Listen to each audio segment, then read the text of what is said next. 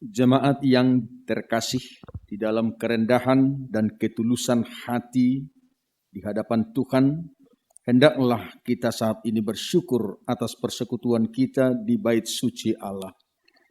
Kami memuji Engkau ya Tuhan, karena hanya dengan kasih setiamu sajalah kami dapat bertemu kembali dan bersekutu bersama dengan Engkau di bait suci-Mu yang kudus ini. Topik minggu saat ini ialah hidup sebagai keluarga Allah.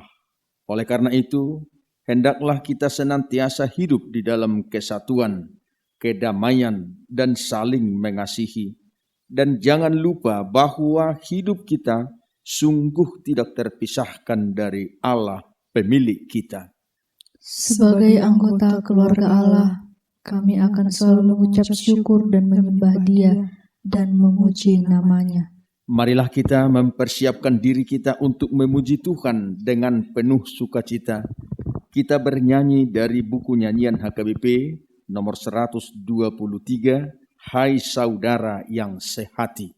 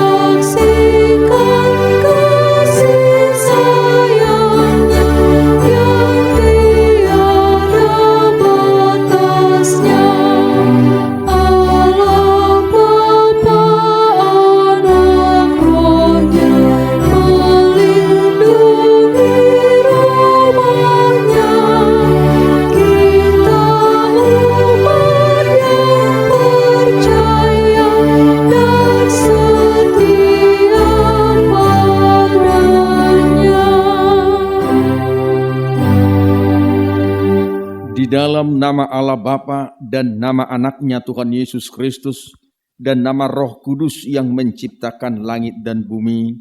Amin. Sebab beginilah firman Tuhan Allah, dengan sesungguhnya aku akan memperhatikan domba-dombaku dan akan mencarinya, seperti seorang gembala mencari dombanya pada waktu domba itu tercerai-berai dari kawanan dombanya. Begitulah aku akan mencari domba-dombaku, dan aku akan menyelamatkan mereka dari segala tempat. Haleluya.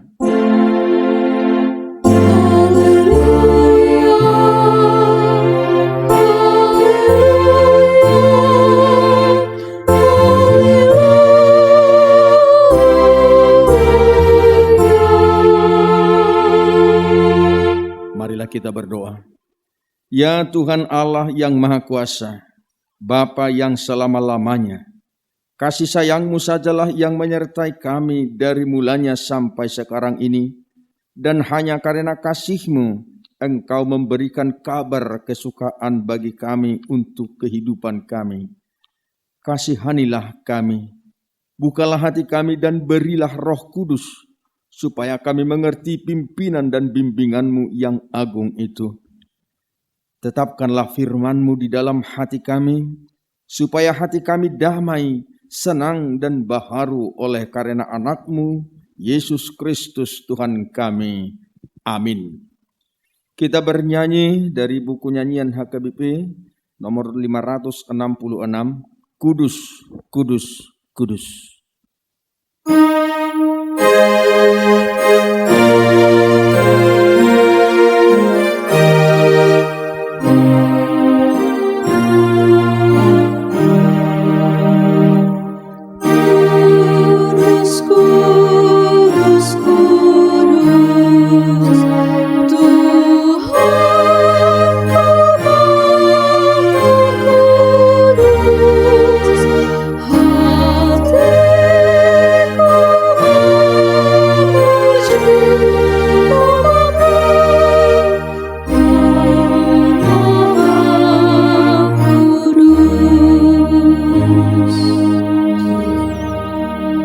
Hukum Tuhan pada minggu ke-17 setelah Trinitatis hari ini ialah hukum Taurat ke-5 sampai dengan yang ke-10.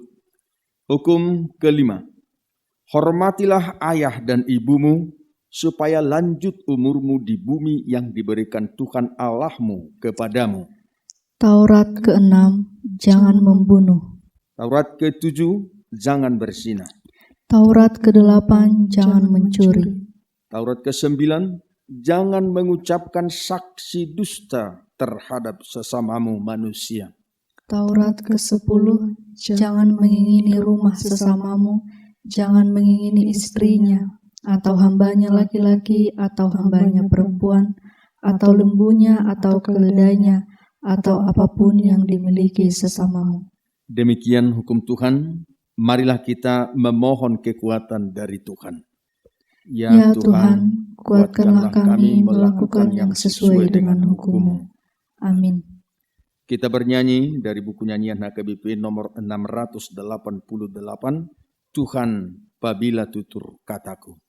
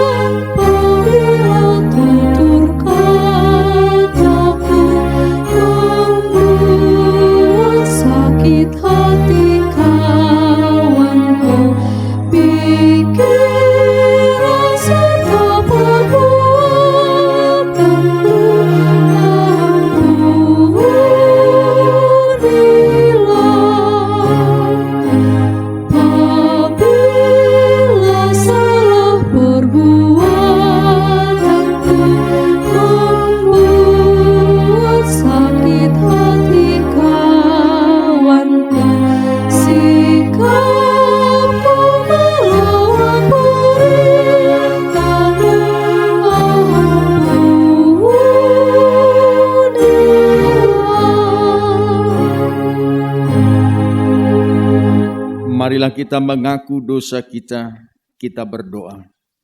Ya Tuhan Allah kami dan Maha Pengasih, Engkau tidak berkenan kepada kematian orang fasik, melainkan Tuhan berkenan kepada pertobatan orang fasik dari kelakuannya ke jalan yang benar, supaya ia hidup. Oleh sebab itu kami memohon kepadamu, jauhkanlah kami dari segala murka dan hukum-Mu. Ampunilah dosa dan kejahatan kami, agar kami beroleh hidup di dalam kasih-Mu. Karuniakanlah kami kekuatan, agar kami tetap kuat dan kokoh di dalam anak-Mu, Yesus Kristus Tuhan kami. Amin.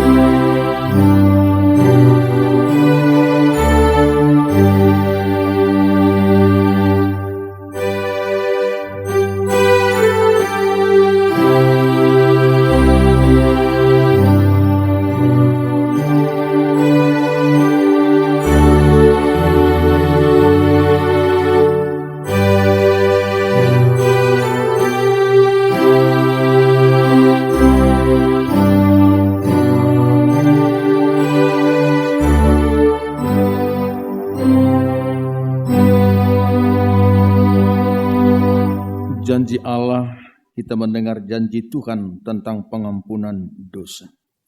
Siapakah yang akan menggugat orang-orang pilihan Allah? Allah yang membenarkan mereka. Siapakah yang akan menghukum mereka? Kristus Yesus yang telah mati, bahkan lebih lagi, yang telah bangkit, yang juga duduk di sebelah kanan Allah, yang malah menjadi pembela bagi kita. Kemuliaan bagi Allah di tempat yang maha tinggi. Amin. Kita bernyanyi dari buku nyanyian HKBP nomor 194, Tanpa Anugerah-Mu.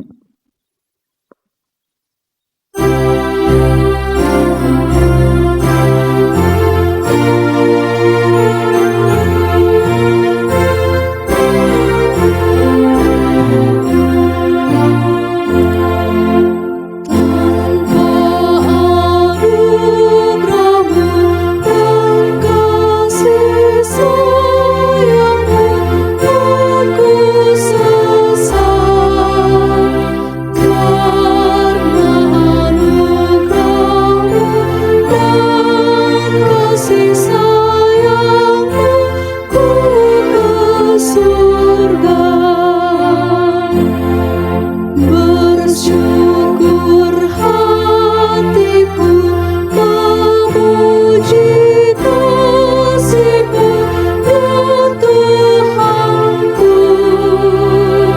Kau berikan jalanku di dalam putra-Mu ke rumah-Mu.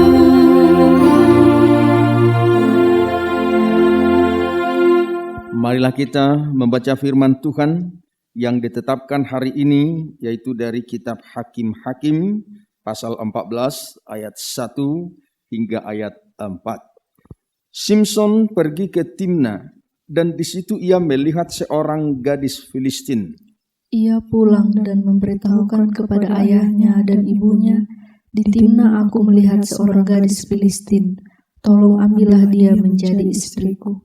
Tetapi ayahnya dan ibunya berkata kepadanya, "Tidak adakah di antara anak-anak perempuan sanak saudaramu atau di antara seluruh bangsa kita seorang perempuan sehingga engkau pergi mengambil istri dari orang Filistin, orang-orang yang tidak bersunat itu?" Tetapi jawab Simson kepada ayahnya, "Ambillah dia bagiku, sebab dia kusukai." Tetapi ayahnya dan ibunya tidak tahu bahwa hal itu daripada Tuhan asalnya, sebab memang Simson harus mencari gara-gara terhadap orang Filistin, karena pada masa itu orang Filistin menguasai orang Israel. Demikianlah pembacaan firman Tuhan. Berbahagialah orang yang mendengar firman Allah serta memeliharanya. Amin. Kita bernyanyi dari buku nyanyian HKBP nomor 255, Hanya Satu Kuperlukan.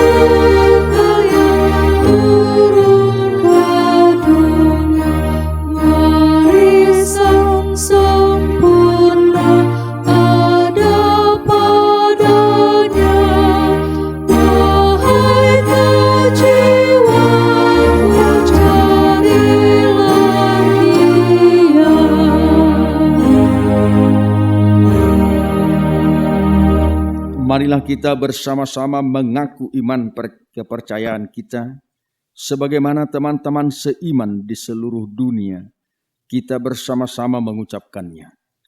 Aku percaya kepada Allah, Bapa yang Maha Kuasa, Khalik langit dan bumi.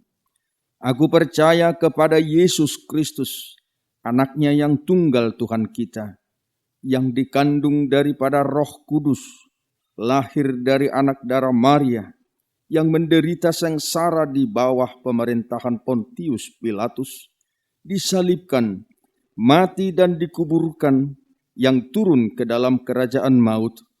Pada hari yang ketiga, bangkit pula dari antara orang mati, naik ke surga, duduk di sebelah kanan Allah Bapa yang Maha Kuasa.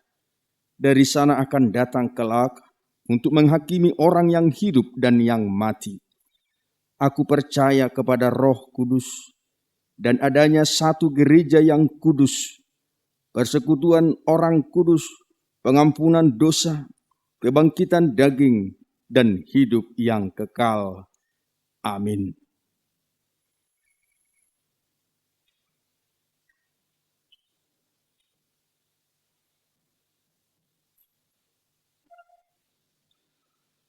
Kita berdoa.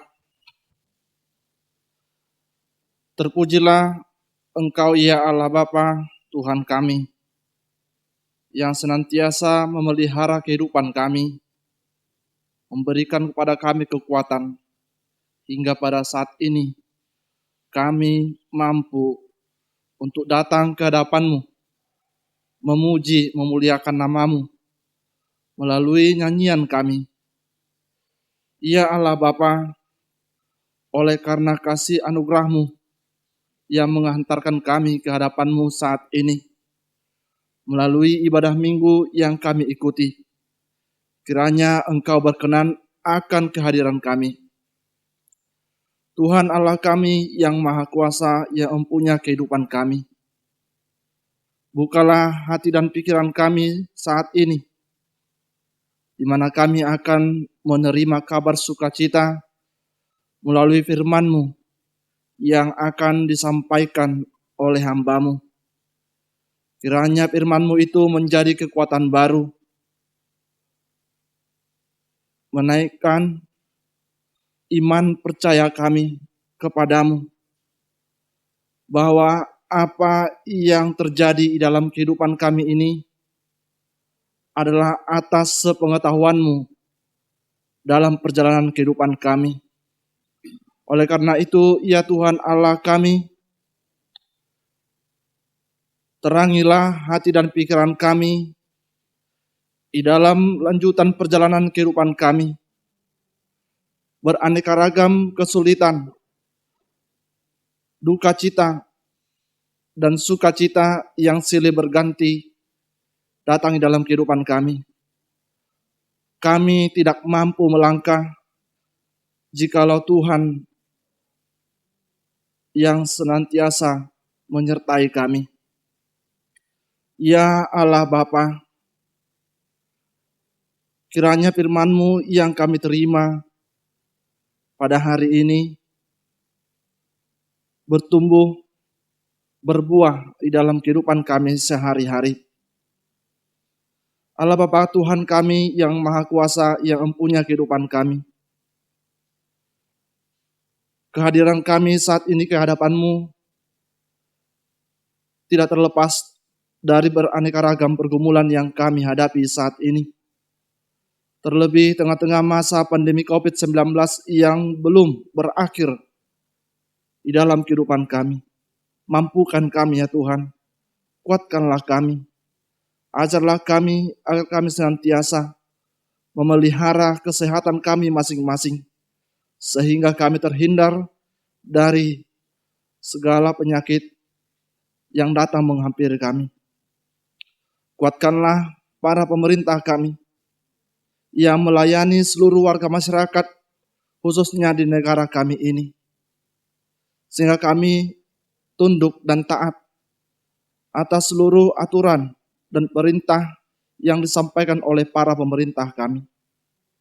Demikian juga ya Tuhan Allah, bagi seluruh gereja-Mu, secara khusus gereja-Mu HKBP dan para pelayan yang melayani ibadah pada hari ini. Kuatkanlah mereka mewartakan kabar sukacita yang daripada Engkau, sehingga seluruh warga jemaat-Mu beroleh kekuatan baru, beroleh pengharapan, beroleh keyakinan bahwa kami mampu melewati masa-masa sulit ini atas penyertaan Tuhan.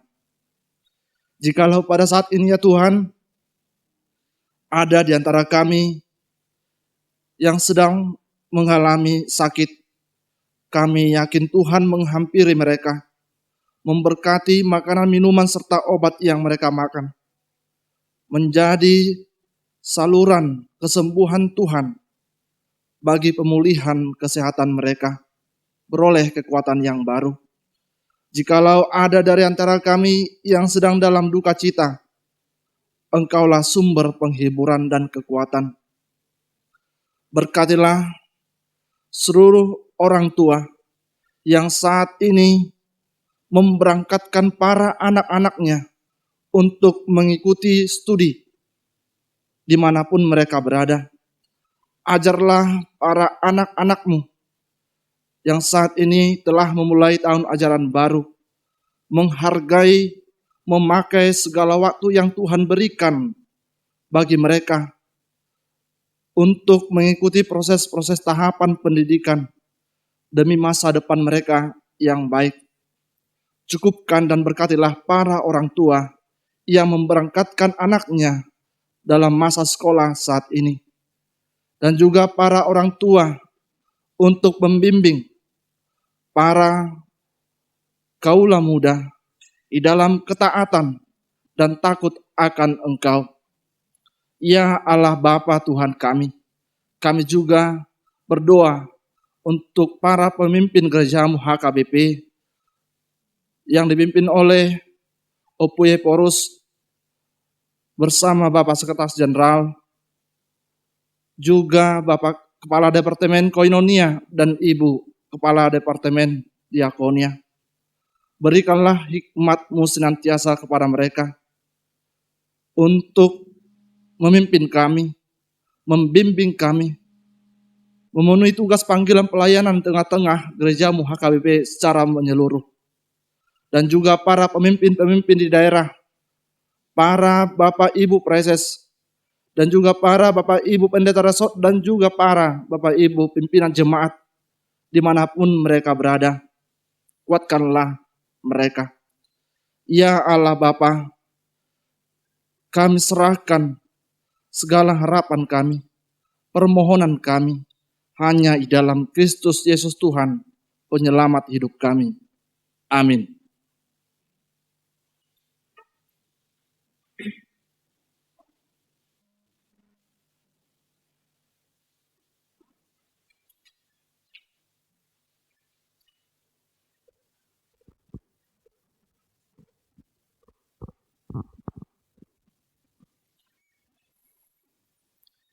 Kita bernyanyi dari buku nyanyian HKBP nomor 204, Ku Setia Padamu, sambil menyerahkan persembahan 1A dan 1B.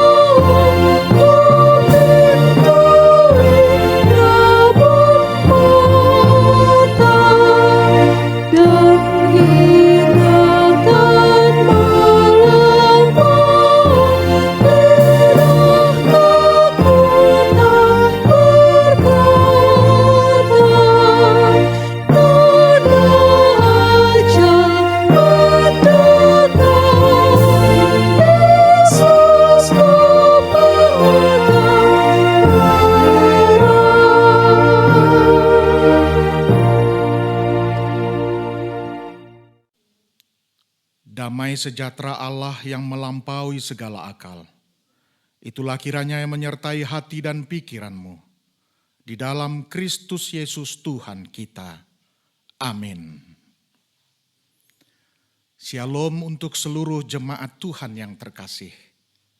Salam penuh sukacita dari pimpinan, staf, dan pegawai Huria Kristen Batak Protestan di kantor pusat HKBP PA Raja Tarutung, Horas. Firman Tuhan bagi kita diambil dari surat Paulus kepada Filemon pasal pertama, dimulai dari ayat 8 hingga ayat 17. Begini firman Tuhan.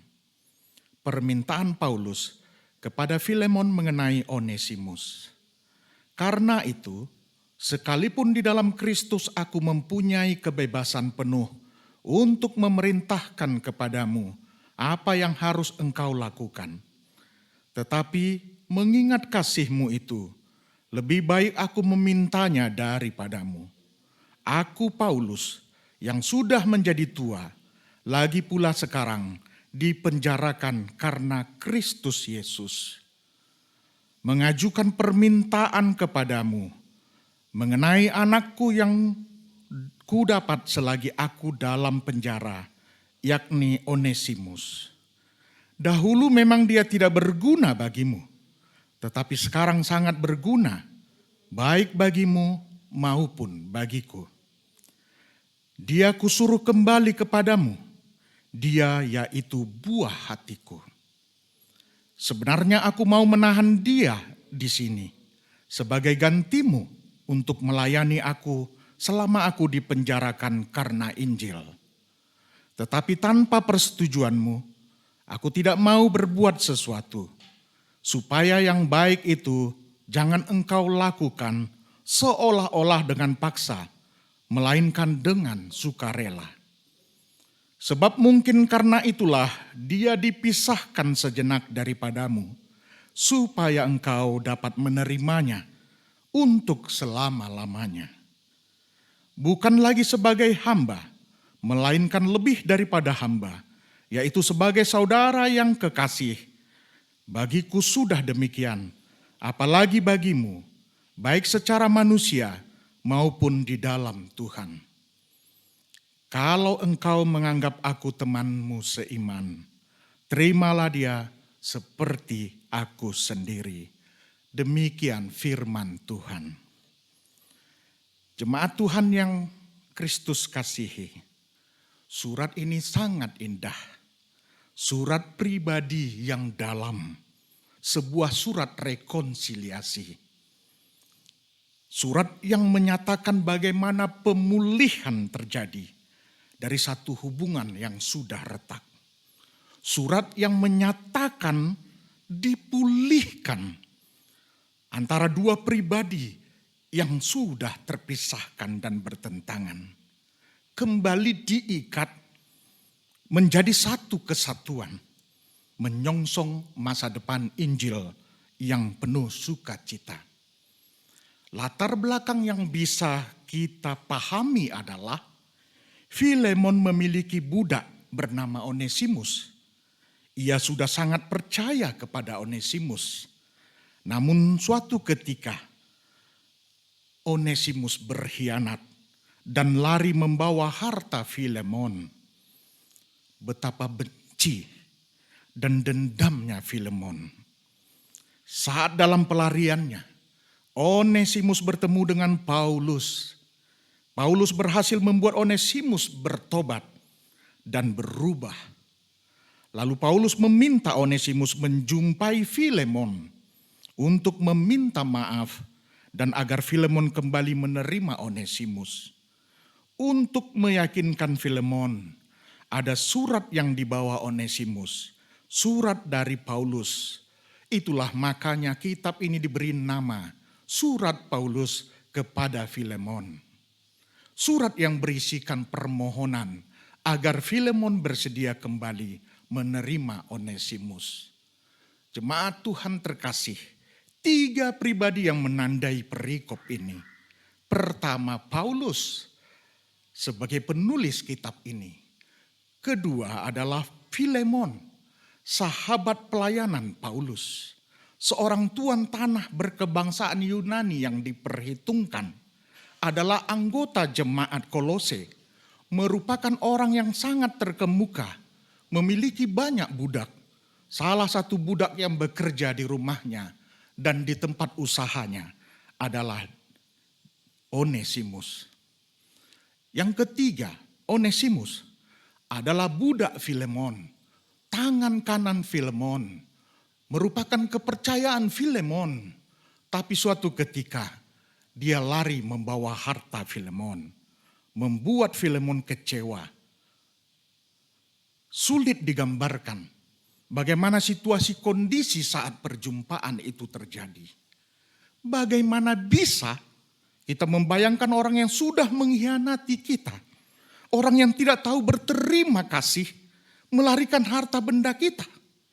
Kita terluka amat dalam. Kita kecewa dan bahkan kita menyimpan rasa dendam. Menurut hukum Romawi, hamba yang melarikan diri dapat dihukum mati. Namun tiba-tiba orang yang paling kita benci sedunia itu kini berada di depan kita. Di zaman sekarang ini tentu sulit diterima. Saat kita disakiti, dizolimi, rasa kepercayaan kita dikhianati, dan malah melarikan harta benda kita. Tiba-tiba muncul, tiba-tiba datang. Apa yang kita harus lakukan? Bagaimana perasaan kita jikalau kita mempunyai seorang karyawan yang baik? Sejak mula kita melihat dia bekerja dengan rajin. Lalu selangkah demi selangkah kita memberi kepercayaan yang begitu tinggi kepadanya. Dia bahkan menjadi tangan kanan kita. Kita melihat dia bekerja dengan luar biasa. Kita senang. Kita melihat usahanya yang begitu terampil dan memuaskan. Kita percaya kepadanya 100%. Namun kita juga memberikan sesuatu yang kita rasa dia perlu untuk kita percayai. Bahkan rumah dan kunci berangkas uang pun kita serahkan untuk dipegangnya. Uang kita di bank, bahkan akaun bank kita pun dia yang urus dan dia yang tahu. Namun pada suatu ketika, tepat saat kita sedang tidak di rumah, kita membawa keluarga liburan, ia melakukan suatu tindakan yang mengecewakan. Ia lari membawa harta kita. Betapa pedih dan sakitnya dikhianati. Bagaimana perasaan kita? Siapa yang bisa menerima begitu? Apakah kita mengubur perasaan kita yang benci dengannya? Tidak segampang itu pula. Kita ingin meluapkan kemarahan itu. Jemaat Tuhan beberapa tahun kemudian dia datang kepadamu sambil meminta ampun atas kesalahannya. Bisakah engkau mengampuni dan mengasihi orang tersebut yang telah merugikanmu, yang telah mengkhianatimu? Tidak sedikit orang yang justru memperkarakan hal ini, membawanya ke ranah hukum pengadilan, bahkan berteriak, hukum mati saja. Tidak sedikit orang yang bahkan akan menuntut yang bersangkutan, hingga berharap yang bersangkutan itu mampus. Tidak sedikit orang akan membalaskan dendamnya atas pengkhianatan itu. Tidak sedikit pula orang akan melakukan tuntutan karena merasa pengkhianatan itu tak bisa diampuni. Seolah terulang, mata ganti mata, gigi ganti gigi. Harus sampai hancur berkeping-keping. Namun apa yang terjadi? Nats firman Tuhan ini mengajarkan kita kepada hal yang ajaib.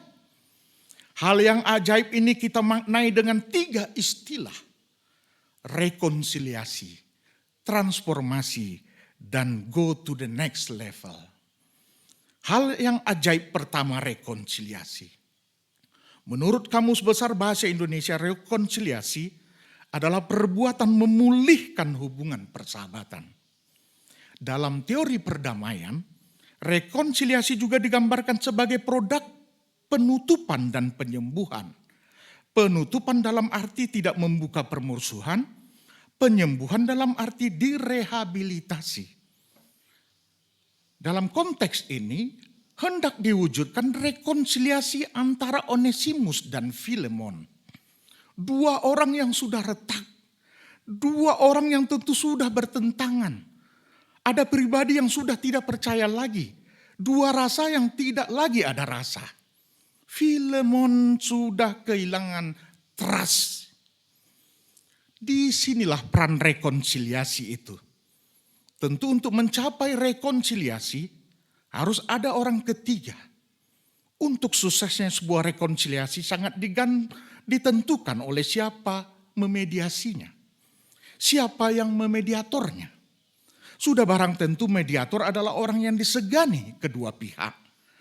Sudah pasti mediator adalah pribadi yang dihormati oleh kedua pihak. Ya, dia tulus, cakap, bijaksana. Dia menjadi orang yang patut diteladani dan dicontoh karena wibawa dan karismanya. Itulah orang yang sanggup memediasi. Jemaat Tuhan tidak seperti agen, dapat untung dari si A, dapat untung dari si B. Juga tidak menjadi provokator. Ya, dia melakukan sesuatu tindakan yang justru membuat pertikaian itu makin menjadi-jadi. Dia selamat dan dia menari-nari atas peristiwa itu. Paulus mampu menjadi mediator dalam rekonsiliasi itu. Surat ini bicara mengenai kuasa Injil yang luar biasa. Kuasa Injil Yesus Kristus merubah moral dan akhlak. Merubah karakter seseorang. Onesimus telah berubah. Apa hasil rekonsiliasi itu? Paulus meminta Filemon untuk menerima kembali Onesimus. Bersedia memaafkan kesalahan Onesimus di masa lalu. Bahkan menerima Onesimus dengan sukarela, bukan dengan paksaan. Menerima dengan kelemah lembutan, kasih dan pengampunan. Terjadi rekonsiliasi.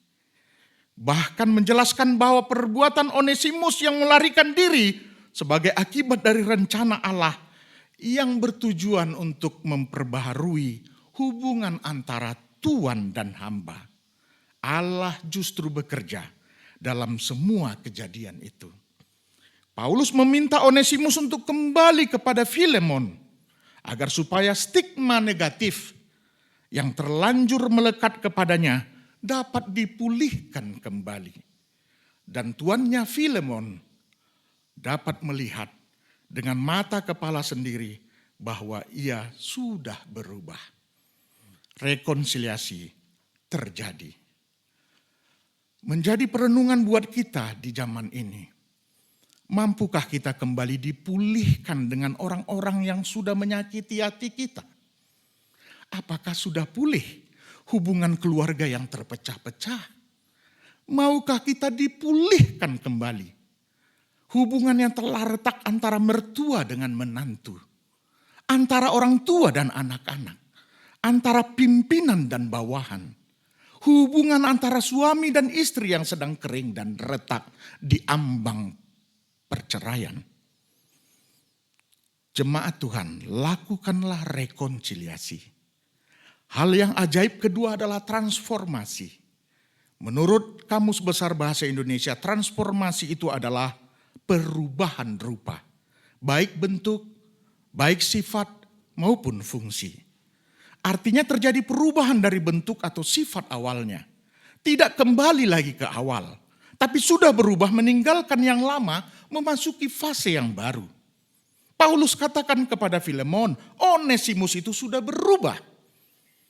Paulus juga bahkan menjamin Onesimus sudah menerima Kristus sebagai Tuhan dan Juru Selamat. Onesimus sudah menerima Kristus sebagai Tuhan dan Juru Selamat. Paulus menjamin Onesimus sudah menerima Kristus sebagai Tuhan dan Juru Selamat. Oleh karena pertobatannya, Onesimus menjadi orang yang lebih berguna. Kehidupan Onesimus sudah berubah total 180 derajat.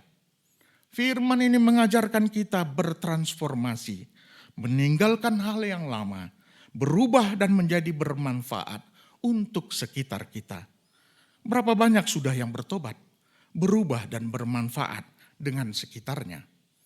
Tidak saja meninggalkan dunia yang lama, kini kita hidup menjadi manusia baru, mampu memberi energi positif kepada orang di sekitar kita. Hal yang ajaib ketiga adalah go to the next level. Arti sederhananya adalah lanjut ke tingkat atau level berikutnya. Yang mau dikatakan adalah setelah rekonsiliasi, setelah transformasi, kini kita naik ke level berikutnya. Go to the next level, naik kelas. Paulus menyatakan bahwa tingkat Onesimus sudah ke next level. Karena apa? Bukan cuma berubah, melainkan sangat diandalkan.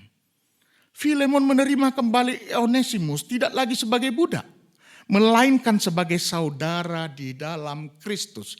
Next level, naik kelas. Tidak lagi hubungan tuan dengan budak, melainkan sebagai saudara yang terkasih. Paulus memohonkan Filemon agar Onesimus disambut kembali sebagai pribadi yang berharga di matanya. Tidak diberlakukan sebagai barang, melainkan sebagai sesama manusia. Onesimus kini merasa dirinya berharga, yang tadinya budak. Setelah rekonsiliasi, bertransformasi, kini naik ke level berikutnya menjadi berharga. Tidak lagi sebagai budak, melainkan sebagai orang percaya, teman seiman, saudara yang terkasih. Bahkan Paulus sudah menyebut Onesimus sebagai anak, ayat 10, buah hati, ayat 12. Dahulu memang dia tidak berguna bagimu, tetapi sekarang berguna baik bagimu maupun bagiku. Penerimaan Filemon terhadap Onesimus adalah penerimaan seutuhnya. Bukan lagi sebagai budak, tapi sudah next level sebagai sahabat, orang yang terkasih seiman. Maka tepatlah hidup sebagai keluarga adalah dimaknai dengan pertama kasih. Kasih itu tidak memandang bulu. Manusia menciptakan sistem-sistem diskriminasi berdasarkan perbedaan status sosial, intelektual, budaya, dan sebagainya. Di mata Tuhan Sang Pencipta, semua manusia itu adalah sama. Oleh karena itu, jangan biarkan perbedaan apapun menghalangi kasih dan kepedulian Kristiani kita. Kalau ingin sungguh-sungguh berdamai dengan orang lain, kita harus secara sukarela menerima orang itu apa adanya. Kita harus mengikhlaskan apa kerugian yang sudah ada. Bahkan kita menerimanya dengan sukacita. Seringkali penyelesaian masalah di antara orang percaya menjadi semu karena tidak didasari oleh kerelaan hati menerimanya. Luar biasa. Hati Filemon yang sudah tertutup akan pengampunan kini berubah menyambut Onesimus sebagai saudara terkasih. Ada dua hal yang perlu kita perhatikan. Onesimus yang sudah berubah, artinya pertobatan memang perubahan total. Dengan tulus ia memberikan hatinya dan tidak mengulangi masalah yang lama. Kita juga lihat Filemon. Filemon juga mau mengampuni. Walaupun hatinya sudah mengkristal, tidak ada pengampunan. Tapi akhirnya hatinya terbuka. Perdamaian itu didamaikan oleh kasih. Pertentangan apapun itu bisa diperbaiki dengan kasih. Hubungan serusak apapun bisa diperbaiki, dipulihkan dengan kasih. Makna hidup sebagai keluarga Allah juga dimaknai dengan yang kedua, yaitu dipulihkan. Onesimus tidak disudutkan oleh Paulus, tidak disalahkan, tidak dihakimi, namun dengan sabar dibimbing, dibina, diarahkan dalam pertobatan yang sejati. Dan melalui Paulus ini kita diingatkan bahwa kita pun harus dipulihkan dengan sesama kita. Tidak ada lagi pertentangan, tidak ada lagi permusuhan. Mari menerima dengan keikhlasan, menyembuhkan orang-orang melalui kata-kata dan perbuatan. Membangkitkan semangat agar ada kesatuan. Baru akhirnya kita bisa masuk menjadi keluarga Allah. Di dalam Tuhan tidak ada istilah kebetulan. Ada hikmah dan pelajaran indah di balik setiap kejadian. Betapapun pahit dan getir pengalaman itu, Tuhan sanggup mengubah apa yang buruk dan menyakitkan menjadi indah pada waktunya. Onesimus melakukan kesalahan, lari dari tuannya, dijebloskan dalam penjara. Tapi justru di sanalah ia bertemu dengan Paulus dan bertobat. Inilah yang disebut dengan blessing in disguise. Kemanapun kita lari, Tuhan ada di sana, mengingatkan kita melalui orang-orang sekitar kita. Dengan kasih-Nya, Ia akan mengajar saudara dan saya. Binalah tali kasih, binalah untuk dipulihkan dalam Tuhan. Maka jemaat Tuhan, tinggallah dan hiduplah sebagai keluarga Allah. Amin, kita berdoa. Terima kasih Bapa di surga atas firman-Mu yang begitu ajaib.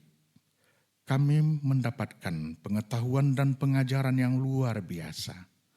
Bagaimana Filemon akhirnya secara terbuka menerima Onesimus yang pernah mengkhianatinya. Sama seperti Engkau Tuhan sudah menerima kami. Kami sering melakukan pengkhianatan kepadamu, melakukan banyak kesalahan kepadamu. Tapi dengan cinta kasih-Mu, Engkau menerima kami. Selain ada kasih, Engkau memulihkan hubungan itu kepada kami. Tuhan, biarlah akan lahir Filemon-Filemon yang mencintai dan mengasihi. Sehingga kami Tuhan menyambut orang-orang menjadi saudara dalam kasih Tuhan. Sehingga kami boleh hidup menjadi keluarga Allah. Berkati juga kami semua Tuhan umat-Mu yang menyaksikan dan mendengarkan khotbah hari ini, ibadah ini. Engkau berkati semuanya Tuhan. Dalam kasih-Mu, Engkau memulihkan hubungan yang sudah retak dan kering. Sehingga ada hubungan yang luar biasa. Terima kasih Bapa, Engkau mengarahkan kami untuk hidup dalam keluarga Allah. Terima kasih Bapa, dalam Yesus Kristus kami berdoa dan mengucap syukur. Amin.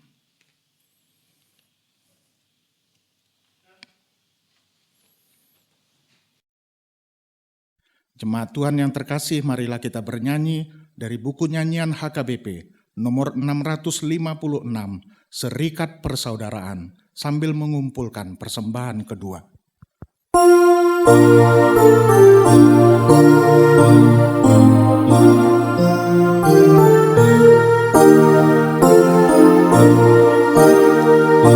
Serikat persaudaraan, berdirilah teguh, sempurnakan kesatuan di dalam Tuhan-Mu. Bersama-sama majulah, dikuatkan iman, berdamai bersejahtera dengan pengasihan.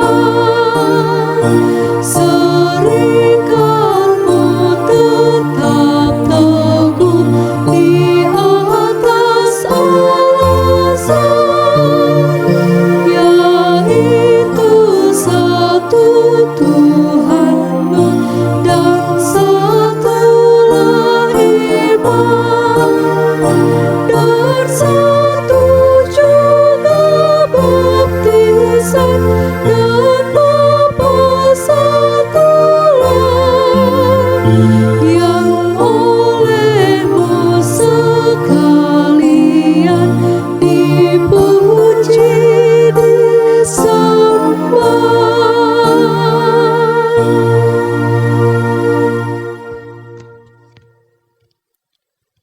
Dahulu kita memang tidak berguna karena segala dosa kita. Namun sekarang kita sangat berguna di hadapan Allah karena anugerah dan kasih setianya kepada kita. Terima kasih kepada Allah yang telah menjadikan kita orang-orang berdosa ini menjadi anak kesayangannya. Oleh karena itu, patutlah kita juga hidup, saling menerima dan saling memaafkan, sebagaimana Allah juga telah memaafkan segala dosa kita. Itulah tandanya bahwa kita semua adalah anggota keluarga Allah. Kita bersaudara, para muridnya, siapapun kita, sama baginya.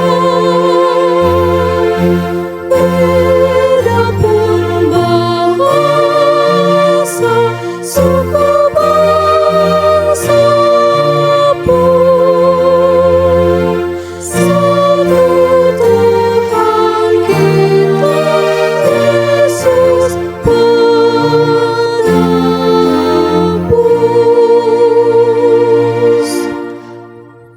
Marilah kita berdoa untuk menyerahkan persembahan kita kepada Tuhan. Ya Allah Bapa kami yang di sorga, kami mengaku bahwa Tuhan adalah sumber segala karunia yang melimpah dalam kehidupan kami masing-masing. Sebahagian daripada karunia itu, kami serahkan kembali sebagai persembahan kepada Tuhan. Terimalah dan berkatilah persembahan umat-Mu ini, agar dapat kami pergunakan untuk pekerjaan dan pelayanan kerajaan Tuhan di dunia ini. Bukalah hati kami untuk mengenal betapa banyak berkat dan karunia yang kami peroleh dari Tuhan, supaya kami senantiasa bersyukur kepadamu. Di dalam nama Yesus Kristus, Tuhan kami. Amin.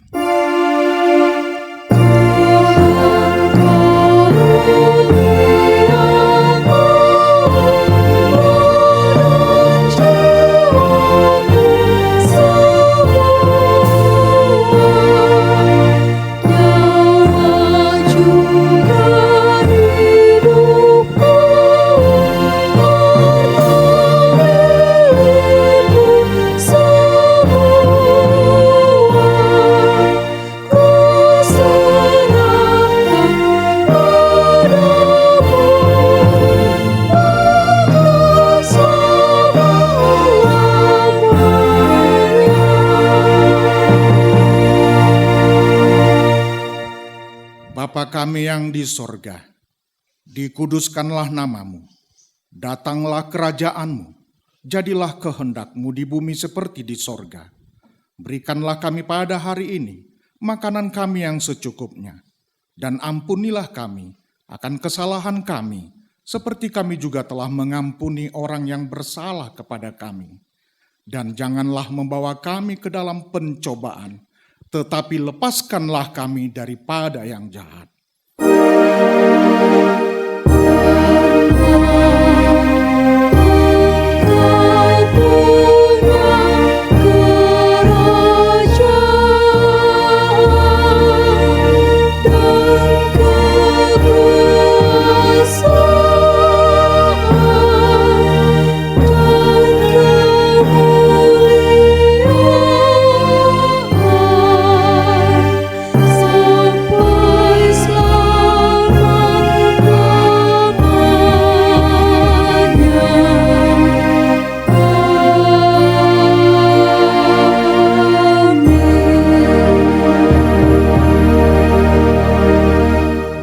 Terimalah berkat Tuhan.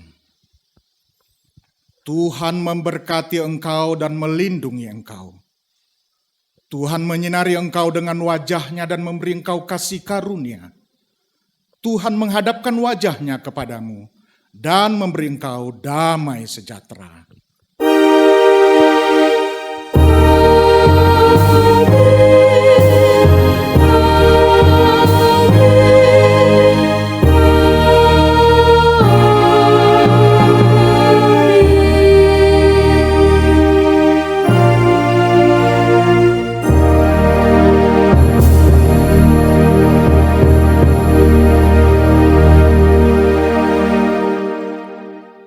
Selamat hari Minggu, Tuhan Yesus memberkati. Shalom.